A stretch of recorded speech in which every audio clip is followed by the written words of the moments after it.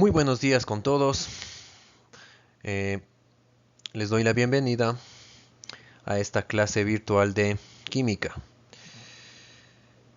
Estudiantes de primer semestre de gastronomía, permítanme primeramente felicitarles por haber escogido tan magna carrera.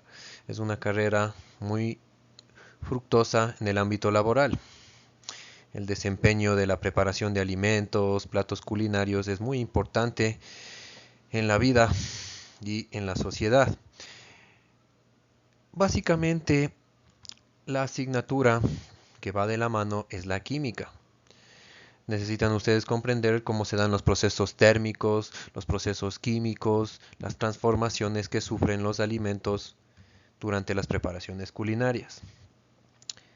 Mi nombre es Álvaro Santiago Andrade y seré su docente de esta asignatura.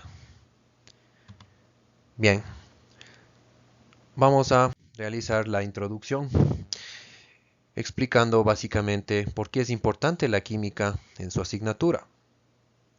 La química es una ciencia experimental, ¿sí? Diferente de las demás ramas.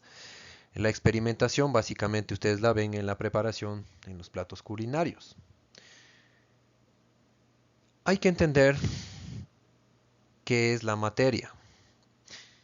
La materia y la energía son temas básicos que debieron ver ustedes en el bachillerato, pero nosotros nos vamos a centrar únicamente en la materia.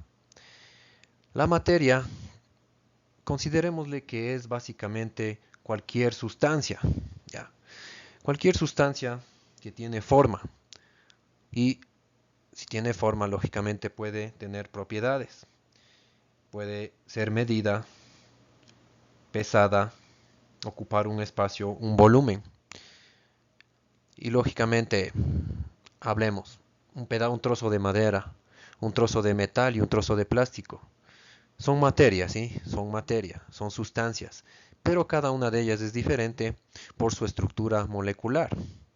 No es lo mismo la madera que el metal, o no es lo mismo el plástico que el vidrio. Son diferentes moléculas y esas moléculas son lo que le interesa al estudio de la química, las famosas moléculas y partículas. Para entender los estados de la materia, vamos a centrarnos en una sustancia conocida que es el agua. El agua, pues, tiene tres estados. de- Tres estados. El primer estado que ustedes conocen es el estado sólido. Cuando hablamos de un bloque de hielo, el agua está en estado sólido. Pero si nosotros tuviésemos un vaso con agua, en este caso las partículas son siguen siendo de agua, pero se han formado de diferente manera, se han ordenado de diferente manera. Por eso tiene una estructura líquida. Eso es la parte importante de las moléculas, su comportamiento. Entendámosle en este ejemplo. Miren, en el bloque de hielo, cuando está en el estado sólido, ¿qué sucede con las moléculas? Las moléculas están más adheridas, no hay interacción, están casi nulo su movimiento. Mientras que en el estado líquido, estas partículas están un poco más dispersas, más separadas. Por eso es que podemos trasvasar un vaso de agua, de una olla, se mueven, ¿sí? Se puede moverse, a diferencia del estado sólido donde no existe movimiento. Y lógicamente el estado gaseoso, que ustedes también lo conocen. Aquí en cambio las moléculas podemos ver que están más dispersas que en el estado líquido y más aún que el estado sólido. Están casi en total desorden las moléculas. Existe alto movimiento. Lógicamente podemos ver en este ejemplo cuando ponemos a hervir agua, sale ese vaporcito, ¿sí? Ese vaporcito no es más que la misma agua, pero que ha cambiado de estado. Ahora está en forma de gas, ¿sí? Eso es los estados de la materia, los tres estados de la materia básicos, que para este ejemplo, repito, hemos utilizado a una sustancia que es el agua. Cada cambio de la materia recibe un nombre específico. Los tres estados que ya mencionamos anteriormente, para pasarse de un estado a otro estado, necesitamos que existan factores externos. Factores externos como el calor. Si aplicamos calor a un bloque de hielo, este lógicamente se derretirá y se quedará líquido. Ha cambiado, ¿no es cierto?, la estructura. Cuando antes era sólido, ahora está en forma líquida. Este cambio se lo conoce como fusión. El cambio de estado, repito, se llama fusión. Si ahora el líquido quisiéramos transformarlo, o sea, quisiéramos pasarle a otra fase, necesitaríamos nuevamente aplicar calor.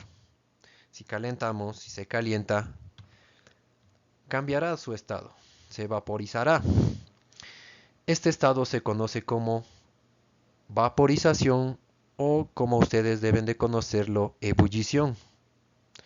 Es lo mismo, es un sinónimo. Ebullición es lo mismo. Hay procesos inversos, o sea, de la forma gaseosa que está el agua, podría regresar a un estado anterior que es el estado líquido. Necesitamos aplicar frío, como vemos en el gráfico, y también otros factores como son la presión atmosférica, ¿sí? Por eso es que llueve. Y cuando llueve, por estos factores externos, nuevamente se transforma en líquido, vuelve a su estado anterior. Este se le conoce como condensación. La condensación es el proceso inverso a la vaporización. Finalmente, si quisiéramos nosotros del estado líquido regresarnos al estado sólido, tendríamos que aplicar condiciones externas de frío, un bajón de temperatura o colocarle el agua en el congelador y se produce el último paso o el último cambio de estado que lo conocemos como solidificación, también conocido como congelación, que es lo mismo. Bueno, estos son los cambios de estado principales que puede sufrir cualquier sustancia.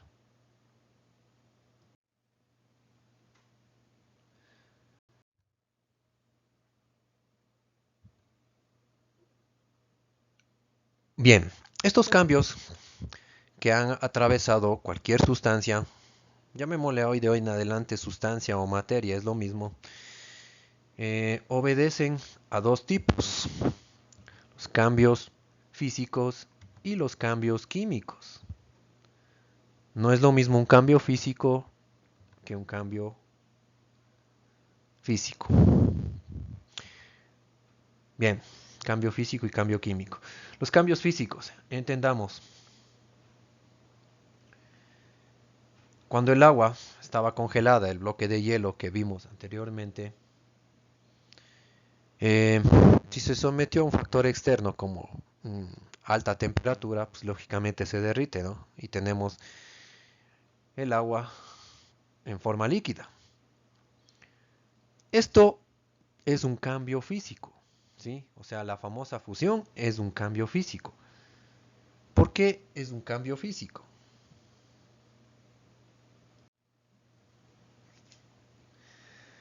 Lógicamente, si nos fijamos en la composición química de esta sustancia, es decir, del agua, sigue siendo la misma, tanto en el bloque de hielo como en el vaso de agua.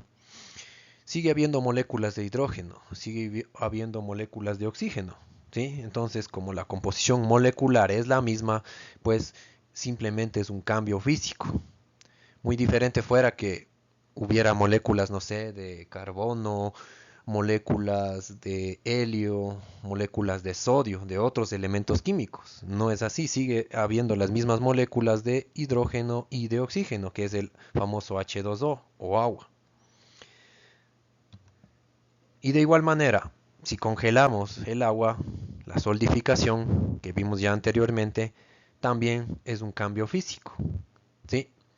En otras palabras, los tres estados de la materia del agua son simplemente cambios físicos, solo cambia su forma, ¿sí? Más no su estructura molecular.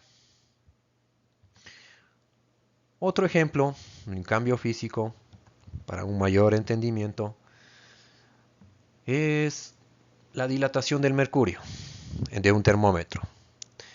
Claro, cuando medimos la temperatura, vemos que el mercurio se dilata con el calor. Y de igual manera, si medimos alguna sustancia que esté fría, el mercurio se contrae. Pero simplemente es un cambio físico, ¿sí? ¿Por qué? Porque el mercurio no deja de ser mercurio, es decir, las moléculas de este elemento siguen siendo las mismas. Lo único que pasó es que se contrajo o se dilata. No es que el mercurio se transformó en un nuevo compuesto, digamos que el mercurio se transformara en un, no sé, en una aleación, en un metal con diferentes características. Esos son los famosos cambios físicos, que son procesos reversibles, es decir, pueden volver a ser lo que eran inicialmente. A diferencia de los cambios químicos, estos pues son ya modificaciones que van a sufrir las sustancias. Y aquí sí obtenemos una muy nueva a la anterior. Por ejemplo, si mezclamos el sodio con el cloro, obtenemos un nuevo compuesto, una nueva sustancia, el famoso cloruro de sodio o la sal común, ¿sí? Que utilizamos en la comida. La sal común pues básicamente ya es un compuesto nuevo, o sea, algo diferente a las dos primeras moléculas de sodio y de cloro. O sea, este es un proceso irreversible. Yo ya no puedo regresar, o sea, separarle en sodio y en cloro. O sea, ya es irreversible un cambio químico. Otro cambio químico, veamos con otro ejemplo, ocurre, por ejemplo, en la ingesta, ¿ya? Cuando ingerimos alimentos, cuando nos metemos en nuestra boca carbohidratos. Hablemos de la transformación del almidón. El almidón, como ustedes conocen, es un polisacárido muy complejo que tiene algunas cadenas, como ven en el gráfico. Pero a fin de cuentas es un azúcar, ¿sí? Este azúcar obviamente no puede ser de una, o sea, digerido. Si nosotros nos tragáramos, o sea, no se va a digerir. Tiene que descomponerse. Entonces, cuando nosotros ingerimos el almidón se va a transformar en azúcares más sencillos. Veámoslo con estos gráficos. Cuando comemos, sabemos que en nuestra boca, en la lengua, tenemos una enzima llamada la amilasa. Está presente en la saliva, ¿sí? Entonces, cuando nosotros masticamos un alimento, en este caso, las moléculas de almidón que estén en estos alimentos van a romperse, van a desdoblarse en moléculas más sencillas, como son, por ejemplo, la glucosa, la maltosa, la dextrina. ¿Sí? Entonces, estas tres moléculas, estos tres compuestos nuevos que hemos obtenido, ya obedece a un cambio químico, porque en el cambio químico ya no puedo yo, o sea, yo volverles a unir nuevamente y formar la cadena original que era el almidón, y se ha formado nuevos compuestos. Esto es, nuevamente, repito, un cambio químico.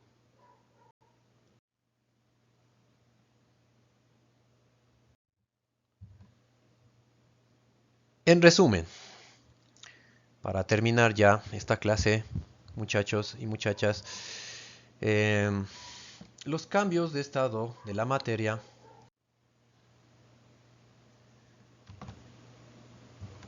los cambios fundamentales, por ejemplo, del estado sólido a líquido, se conoce como fusión de líquido a gaseoso, la famosa vaporización o pueden llamarle ebullición. Recuerden siempre el gráfico les ayudará a describir los procesos. De igual manera la condensación saben que es cuando de gas se pasa a líquido y la solidificación o congelación, ¿sí?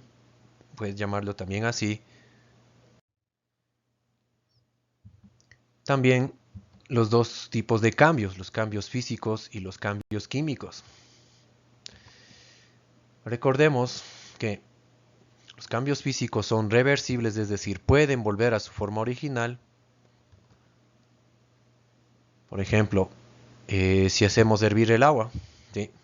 Se hace vapor de agua, o sea, gas, pero mantiene sus mismas moléculas. Y el gas, otra vez, el vapor de agua, puede volver a ser líquido. Por eso es un proceso reversible. Los cambios químicos, entre tanto, son irreversibles. Es decir, ya no podemos volver a la sustancia original. Recordemos la digestión. Cuando ingerimos el almidón, ¿sí? Que es un azúcar complejo formado por muchas moléculas, por acción de la amilasa que se encuentra en nuestra saliva, en nuestro paladar, se descompone en carbohidratos más simples, como la glucosa que vimos anteriormente, y esto es un cambio químico.